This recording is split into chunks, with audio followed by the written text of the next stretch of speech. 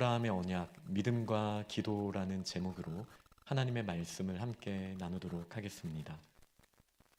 아브라함은 믿음의 조상이라는 별명을 가지고 있습니다. 그러나 아브라함도 처음부터 믿음에 충만한 사람은 아니었던 것 같습니다. 하나님께서 아브라함에게 없는 것 하나, 그 자녀에 대한 약속을 주셨을 때 아브라함은 자기가 익숙한 땅을 떠났죠.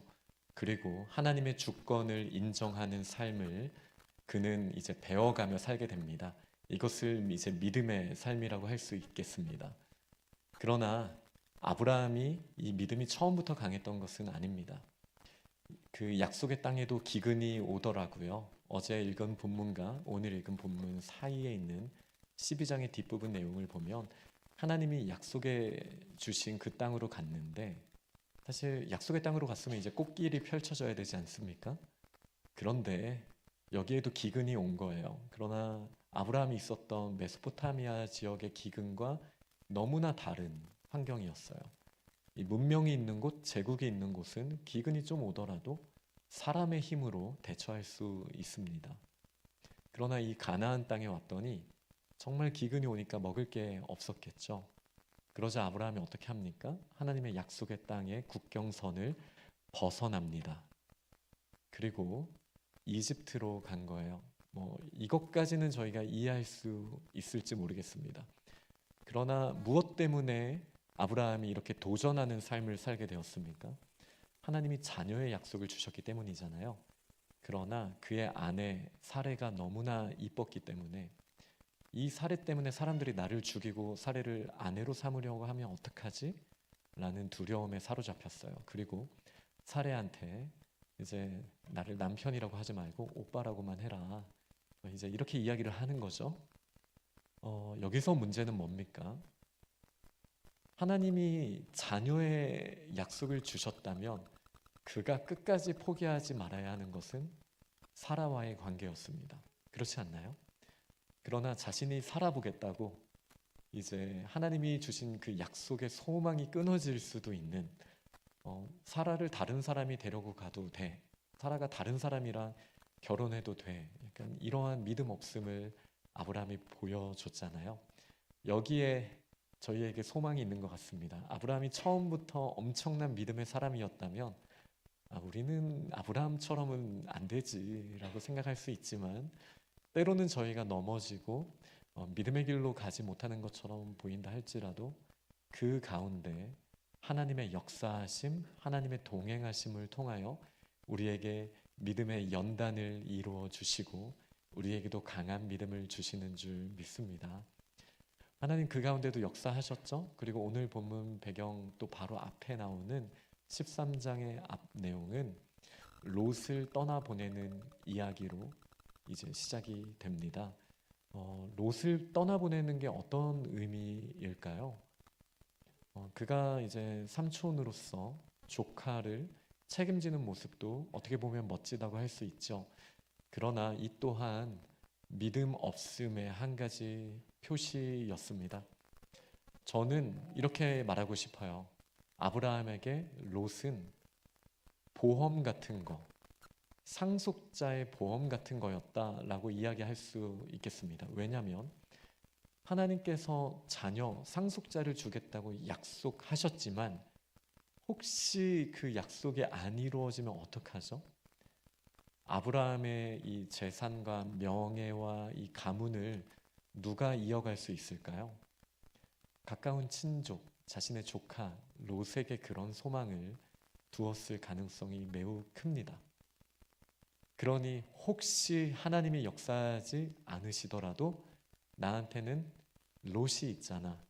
옛날에 저희 롯도 처음 나왔을 때 이 롯도 그와 함께 떠났더라라는 이 표현이 굉장히 강렬하게 한국교회에서 선포가 됐었는데, 롯도 지금 아브라함과 함께 있는 게 소망이 되는 거였죠, 이 아브라함에게.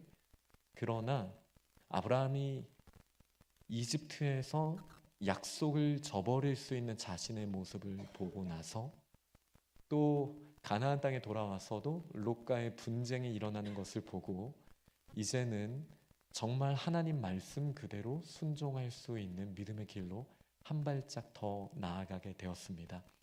그래서 하나님이 처음 말씀하신 대로 본토, 친척, 아버지의 집을 떠나는 이 순종이 롯을 떠나보냄으로써 본격적으로 시작되었다. 이렇게 말할 수 있습니다. 우리가 하나님의 약속을 의지하는 그리스도인이죠. 예수 그리스도의 사람들입니다. 하나님을 의지한다라고 하면서 우리가 보험으로 삼고 하나님보다 어떻게 보면 더 의지하는 무언가가 있다면 아마 오늘 본문 말씀을 들으면서 제가 하나님을 더 의지하기를 원합니다. 이런 믿음의 방향성을 가지는 저희 공동체가 될 수 있으면 참 좋겠습니다. 아브라함도 처음부터 이게 가능했던 게 아니더라고요. 그러니 지금 저희가 온전히 하나님만 의지한다라고 말을 할 수 없을지 모르지만 그럼에도 우리가 의지했던 것을 하나씩 하나씩 내려놓고 이제 정말 하나님만 의지하며 나아가는 믿음의 길로 우리가 출발해 보면 어떨까요?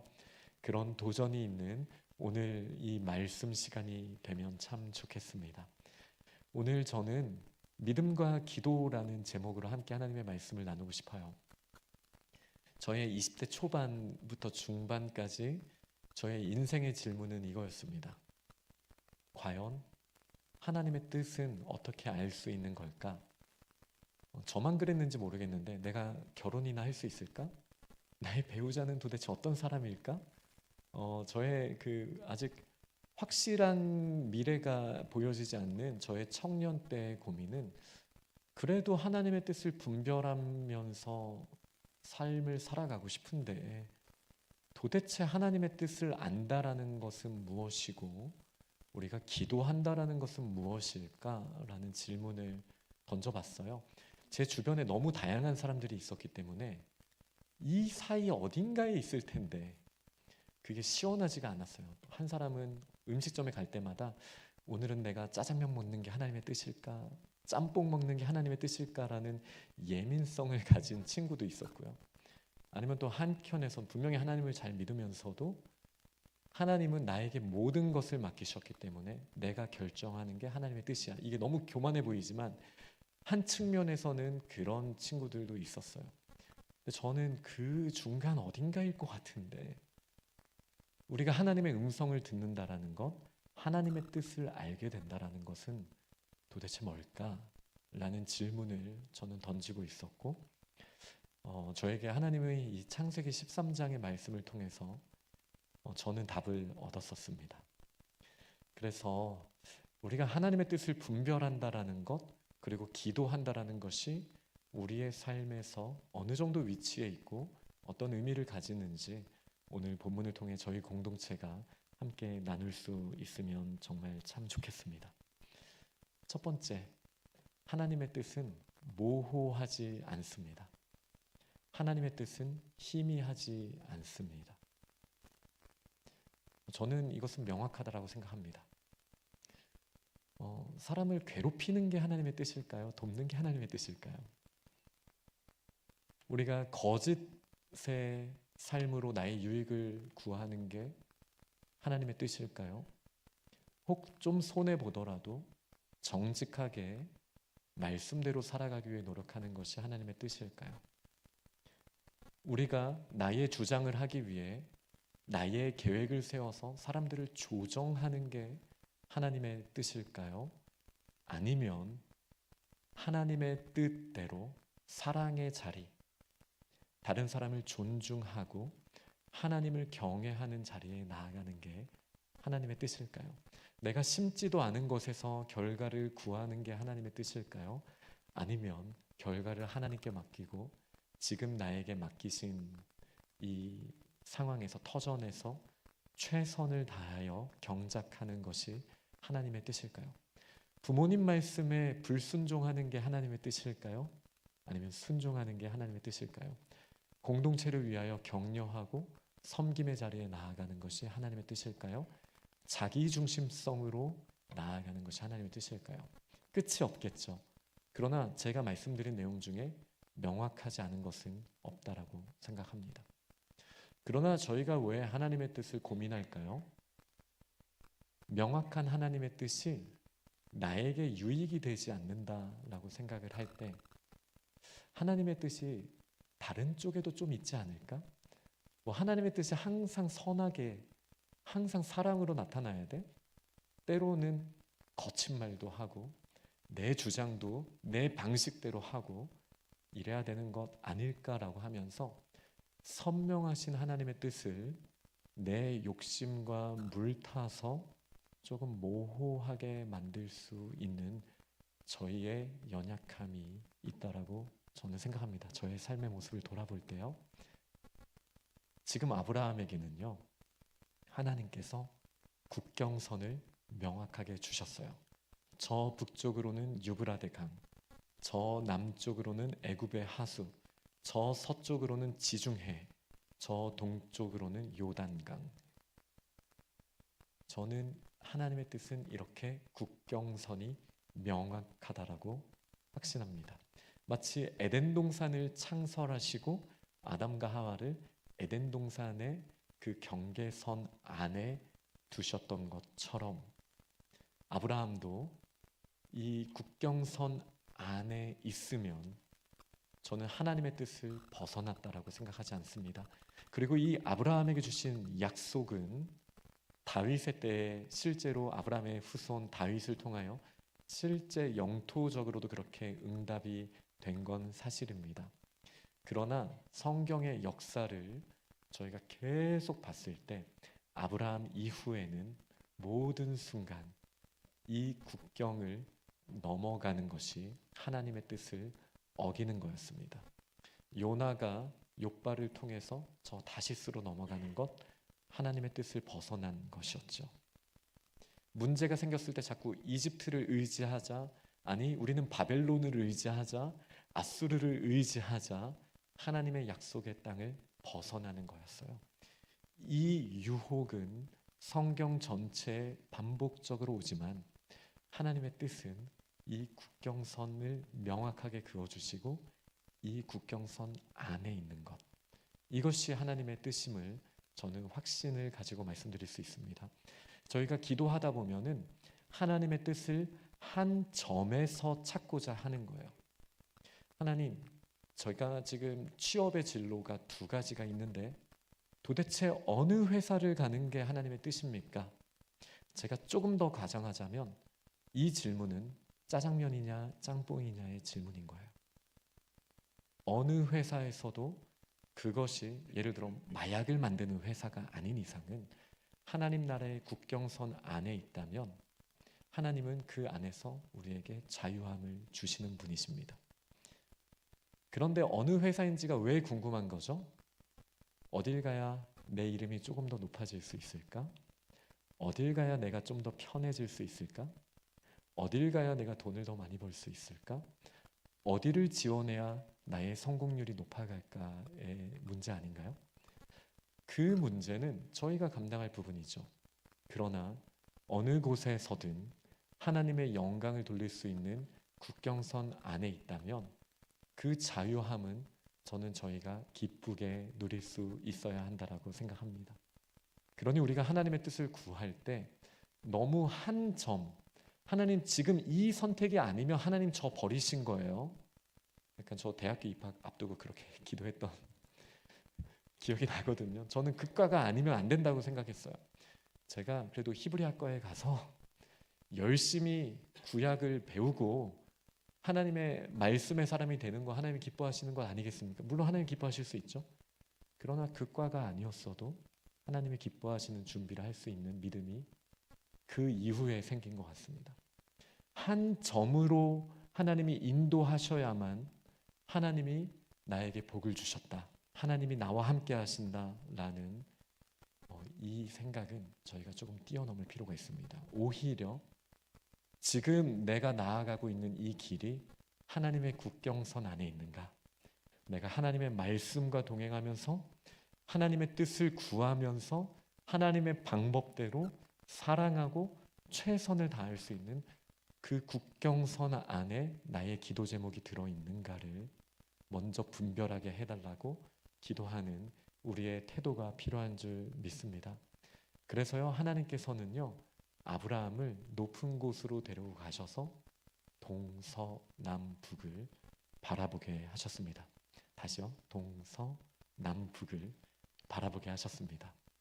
그리고 동서남북을 바라보게 하신 후에 어디든지 갈 수 있게 하셨어요. 그 국경선 안에 있기만 하면 되는 거예요. 제가 좀 저의 경험으로 비추어서 동서남북을 해석해 보겠습니다. 동쪽을 바라봤더니 소돔과 고모라가 있는 거예요. 굉장히 문명이 깔끔하게 발달한 곳, 재밌게 놀 수 있는 곳, 세상에 즐거움이 있는 곳. 우리 그리스도인은 소돔과 고모라 가면 안 됩니까? 가도 되죠. 요단강 안쪽에 있거든요.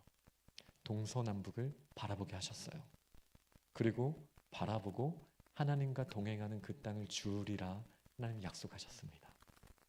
서쪽을 바라볼까요? 서쪽은요, 그 해변의 길이라는 굉장히 유명한 고대의 길이 있는 곳이었습니다. 이 해안 평야를 따라서 이집트에서부터 메소포타미아까지 연결이 되는 이 해변의 길은 아프리카와 아시아 그리고 또 유럽을 연결해주는 상업의 중심지였습니다. 이곳에 가서 아브라함이 장사했다면 거상이 되었을 거예요. 돈이 있는 곳, 서쪽으로 가면 안 됩니까? 되죠. 국경선 안에 있습니다. 북쪽은 좀 더 안전한 곳이에요. 산악지대예요. 산들이 많아요. 또 쉽게 적국들이 침공해오지 못합니다.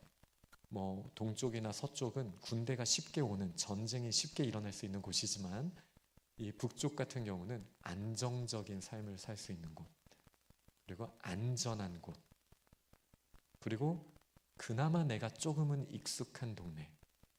아브라함이 좀 북쪽에서 왔잖아요. 그러니까 반드시 지나온 길 중에 있거든요. 이 북쪽은 내가 익숙한 곳 가면 안 됩니까? 가도 됩니다. 그곳이 하나님 나라의 국경선 안에 있다면. 남쪽은 어떤가요? 광야입니다. 별이 많이 보이는 것. 별이 많이 보이는 이 광야. 가면 안 됩니까? 가도 되죠. 다른 세상의 소망이 없다 할지라도 하나님의 공급하심을 조금 더 선명하게 경험할 수 있는 광야 갈 수 있죠. 그러나 동서남북 중 한 곳에만 하나님의 뜻이 있다라고 생각해서는 안 됩니다. 저는 이 자리에 앉아 계신 분들 중에요, 동쪽으로 가시는 분들이 생기면 좋겠어요. 이 세상의 문화의 중심지에서 하나님께 영광 돌리는 그 놀라운 일들을 해나가는, 세상의 즐거움뿐만이 아니라 세상의 문화가 하나님께 어떻게 영광 돌릴 수 있는지를 보여줄 수 있는 세상의 문화 한복판으로 하나님 저를 저곳에 보내주세요라고 믿음의 눈을 드는 우리 지체들이 이곳 가운데 일어나면 좋겠습니다. 서쪽으로도 가면 좋겠어요. 돈이 있는 곳, 사업할 수 있는 곳, 또 아주 급여를 많이 주는 직장, 그리스도인은 가면 안 됩니까? 가도 되죠. 가서 하나님의 사람이 재정을 어떻게 관리하고 사용할 수 있는지 멋진 청지기의 삶을 사는 서쪽으로도 가는 믿음의 사람들이 있으면 좋겠습니다. 마치 요셉이 그 엄청난 풍요로움을 가지고 흉년을 대비했던 것처럼 하나님이 주신 물질을 가지고 연약한 사람들을 품을 수 있는 그 길로 가기를 원하는 서쪽으로 향하는 우리 믿음의 사람들도 많이 세워지면 좋겠어요. 북쪽으로도 가야죠. 공부하는 분들이 많으니까 이거 공부해선 취업하기 어려울 것 같은데 그게 인생의 전부는 아니잖아요. 때로는 순수학문을 공부하는 것만으로도 하나님의 뜻을 우리는 올려드릴 수 있어요. 미래가 명확하게 보이지 않는 길이라 할지라도 우리는 북쪽으로도 갈 수 있습니다.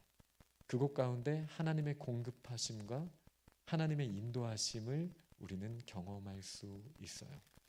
남쪽은요, 돈은 바라보지 않고 하나님과의 친밀함과 그리고 이 별 보는 거 좋아하시는 분들 가도 됩니다.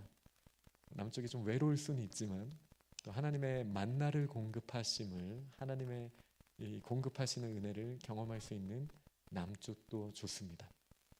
아니, 저는 동서남북 다 가보고 싶어요. 갈 수 있습니다. 아브라함도 다녀는 봤거든요. 동서남북을 다 다녀봤어요. 그러나 아까 말씀드린 것처럼 그의 자손의 때에 하나님이 결국은 그 밟은 땅을 다 이루어 주셔요. 우리가 바라보고 꿈꾸는 것 너무나 좋습니다. 괜찮습니다. 그러니 우리가 믿음의 눈으로 봐야 하는 거예요. 내가 익숙한 것, 내가 원하는 것, 내가 지금 간절히 갈망하는 것, 지금 관계에서 피곤하니까 나는 남쪽으로만 갈래? 이런 상황에 따라 육신의 눈으로 우리가 꽂혀 있는 곳만이 지금 하나님이 나에게 원하시는 그 길이야 라고 생각하는 우리 안목의 정욕을 벗어나고 믿음의 눈으로 동서남북을 바라볼 수 있으면 좋겠습니다. 우리가 자꾸 한쪽으로, 한 지점으로 하나님의 뜻을 묶어두려고 해서는 안 돼요. 하나님의 뜻은 더 큽니다. 그리고 명확합니다. 국경선의 경계가 심지어 유브라데 강이에요. 애굽의 하수예요. 지중해예요. 요단 강이에요. 누가 뭐라고 해도 선명합니다. 우리가 동서남북 어디로 가든 나의 욕심이나 나의 끌림이 아니라 이것이 정말 하나님과 동행하는 그 소망함 가운데 있다면, 하나님의 사랑으로 나아간다면, 하나님의 뜻으로 나아간다면 우리는 두려워할 필요 없습니다. 주저할 필요 없습니다. 어느 길로 가든 고난은 올 거예요. 넘어질 수 있어요.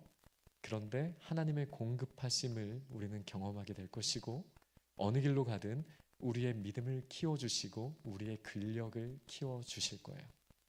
그러니 이 밟으며 보며 하나님이 허락하시는 이 믿음의 삶을 살며 저희들에게 하나님이 주실 은혜가 얼마나 큽니까?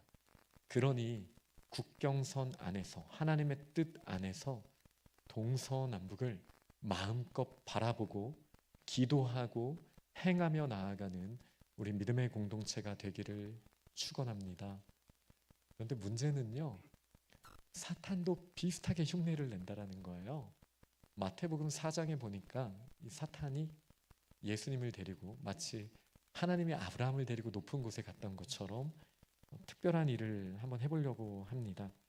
마태복음 4장 8절에서 10절을 보니까 마귀가 또 그를 데리고 지극히 높은 산으로 가서 천하 만국과 그 영광을 보여 이르되, 비슷하죠. 높은 곳에서 동서남북을 바라보게 하는 거예요. 우리가 국경선 안에 있다라는 것은 어떤 이 세상의 환경이나 영역을 말하는 게 아닙니다.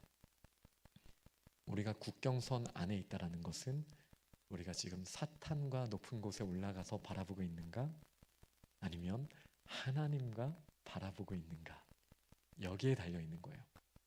사탄은 우리의 탐심을 자극합니다. 저기 가면 너 인생 필 거야. 너 저기만 가면 네가 원하는 거 얻을 수 있어. 바라봐봐. 그리고 얻을 수 있어. 이렇게 말해요. 그리고 하나님도 사실 비슷한 상황에서 말씀하신 걸 사탄이 흉내낸 거니까 맥락은 비슷하죠. 높은 곳에서 다 바라보게 하세요. 그리고 그걸 다 준다라고 약속하세요. 근데 결정적인 차이가 무엇입니까? 마귀가 이렇게 말합니다. 만일 나에게 엎드려 경배하면 이 모든 것을 너에게 줄게. 사탄은 사탄을 경배하라고 합니다. 이게 지금 저희에게 와닿지 않죠? 좀 더 저희들에게 와닿는 표현은 이겁니다. 나 자신을 경배하는 거예요. 나 자신을 의지하는 거예요. 나 자신만 사랑하는 거예요. 그러면 이 모든 것 가질 수 있어. 너 세상 문화 좋아하잖아. 소돔과 고모라 가서 우리 한번 재밌게 살아보자. 너한테 돈보다 더 중요한 건 없잖아. 서쪽으로 가자. 야, 네가 지금 가지고 있는 거 잃어버리면 어떡해? 북쪽으로 가서 안전하게 살아보자. 지쳤지? 광야 가서 살자.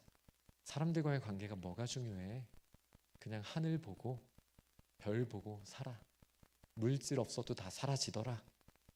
이 음성을 사탄이 나에게 들려주는 거라면 얘기는 달라지죠.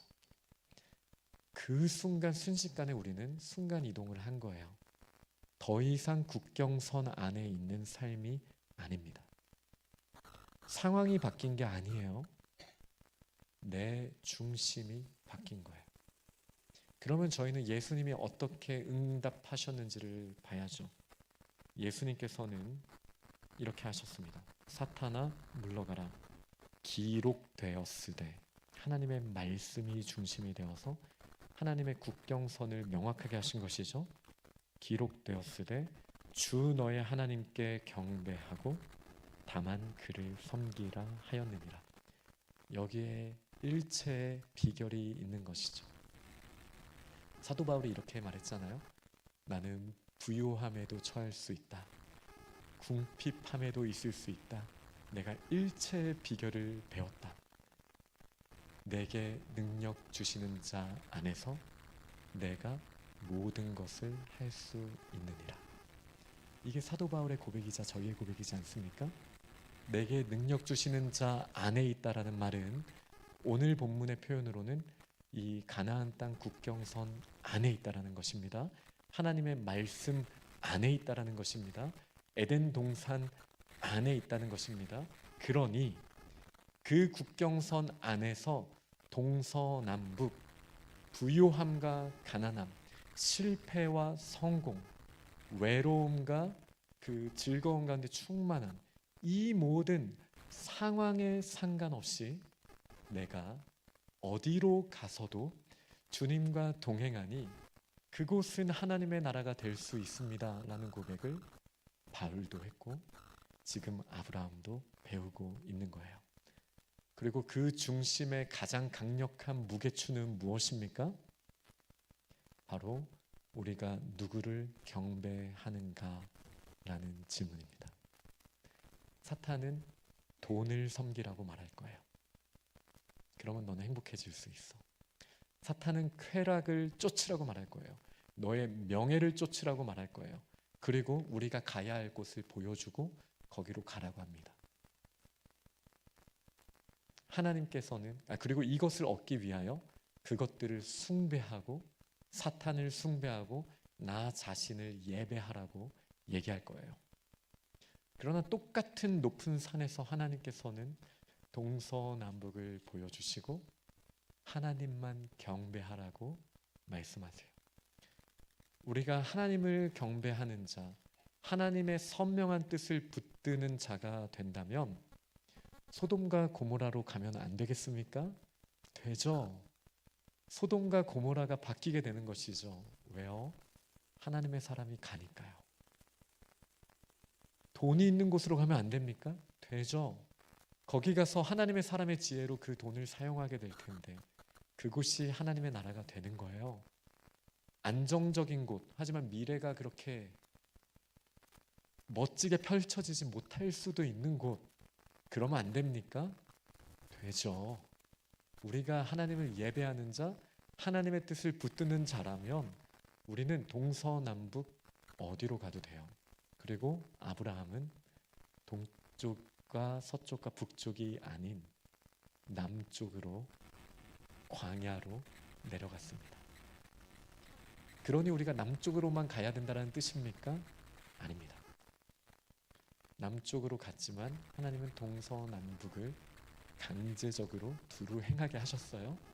그리고 아브라함에게 바라보게 하셨고 꿈꾸게 하셨고 결국은 그 자녀들을 통하여 하나님께서 그 땅과 자녀의 약속을 성취하셨습니다. 그리고 그 가운데 가장 중요한 것, 하나님을 경배하는 삶, 하나님의 주권을 인정하는 삶으로 아브라함과 그 가문을 세워주시는 아주 긴 시간을 하나님이 인도하셨다는 사실을 저희가 기억해야겠습니다. 이 아브라함의 기도를 생각해 봤을 때요, 저는 이 부분을 꼭 말씀드리고 싶습니다. 우리에게 국경선을 정해 주셨다라는 것은 혼돈을 정돈으로 바꿔 주셨다는 뜻이기도 합니다. 우리가 왜 혼돈한 줄 아세요? 하나님의 선명한 뜻과 나의 유익을 비교해서 저울질을 하니까 혼돈한 거예요. 이 부분은 고민할 게 아닙니다. 내가 다른 사람들을 존중하면서 대해야 되는 것 고민할 영역이 아닙니다. 물론 존중의 톤은 다를 수 있겠지만 이것은 영광의 무게로 다른 사람들을 대해야 되는 것은 하나님의 명령입니다. 고민할 영역이 아닙니다. 정직의 자리에 나아가는 것 고민할 영역이 아닙니다. 그러니 이 질서를 인정하고 하나님 나라의 국경선 안에 들어옵시다. 우리가 하나님의 영광을 구하는 삶, 다른 사람들을 돕는 것, 섬김의 자리에 나아가는 것, 선을 베푸는 것, 부모를 공경하는 것, 질서를 인정하는 것, 존중하는 것, 이것이 희미해지면 안 됩니다. 우리 국경선은 더 선명하게 둡시다. 그러나 이 국경선 안에서 동서남북을 바라보고 다닐 수 있는 이 자유함을 주셨으니 하나님께서 우리를 얼마나 자녀로서 사랑하시는 겁니까? 이 자유함 가운데 너무 나의 생각으로 하나로 좁혀두고 하나님의 나라를 이렇게 작게 만들어두지 않았으면 좋겠습니다. 하나님의 국경선 안에가 공허해요. 그런데 믿음의 사람들이 눈을 들어 동서남북을 바라보고 그 길로 행하게 되면 어떻게 됩니까? 그들이 걸어가는 길이 꽃이 피는 길이 되는 줄 믿습니다. 메마른 광야에 샘이 솟게 되는 거예요. 그러니 경계선 안에 이 척박한 땅에 우리가 너무 제한적으로만 생각하는 것 아닙니까? 저곳 가면 하나님이 역사하시지 못할 거야 라고 생각하는 우리의 믿음의 연약함이 있다면 하나님 동서남북을 바라보게 하시고 하나님의 나라의 영광이 충만하게 채워지는 역사, 저희의 기도와 저희의 하나님과 동행하는 삶을 통하여 이루어 주옵소서. 이러한 믿음의 고백이 있을 때 정말 하나님의 나라가 강력하게 일어나게 되는 줄 믿습니다. 말씀을 맺겠습니다. 아브라함은요, 그가 남방으로 떠나가고 어떻게 했습니까? 거기서 마므리 상수리 숲풀의 헤브론에서 거기서 여호와를 위하여 제단을 쌓았습니다. 여기서 표징이 되는 거죠. 동서남북 중 어디로 가는 게 답이었을까? 어디로 갔어든 제단을 쌓는 것, 하나님과의 관계를 명확하게 하는 것, 하나님의 예배자가 되는 것, 이것에 하나님의 나라의 뜻이 있다는 사실 우리 기억해야겠습니다. 그러면서도 우리가 기도해야 하는 이유, 우리가 동서남북을 바라봐야 하는 이유, 보면서 자꾸 의심하거든요. 하나님, 저 국경선 넘어가야 되는 거 아닌가요? 지금 여기 먹을 것도 없는데요. 이제 수많은 생각들이 들 거예요. 그래서 우리가 기도하면 기도할수록 국경선은 더 명확하게 하나님이 보여주실 것이고 동서남북 어디로든 우리가 행할 수 있는 담대한 믿음을 주실 것이기 때문에 우리는 계속 동서남북을 바라보며 기도해야 되죠. 그리고 이 기도에서 끝나는 것이 아니죠.